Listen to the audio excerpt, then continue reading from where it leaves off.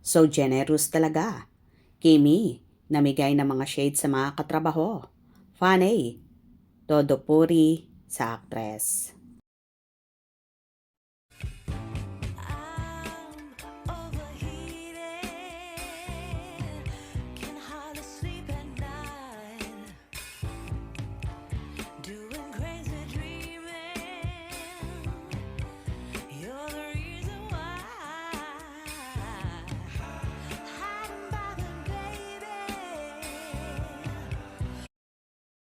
Bahagi nga ang kapamilya actress at multimedia idol na si Kim Chiu ng short video sa kanyang Instagram story kung saan may nakalagay na Vasar at 7 a.m. be like, kung saan sobrang dami ng mga shades na ipinamimigay ng dalaga sa mga katrabaho nito.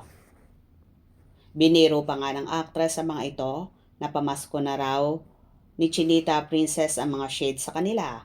At ayon naman sa photographer at videographer na si Isaias, kaya daw ayaw niyang kumuha dahil mas bet niya ang regalo ng dalaga sa tuwing sasapit ang Kapaskuhan. Alam kasi nila na bonggacious ding magregalo ang actress. Be, ang aga ng bazaar! Merry... Yan na yung pamasko ko Pamasko na daw po. Mabuti di ako bumili. Pamasko daw. Ba't ganyan ka nakatayo, buo? Ba't talaga si General Santos? General Santos. May parang bagay sa'yo to, Try mo. Arrive ako sa set. Good morning. Ay, wow. Ito naman, baka mamaya matulog na kayo.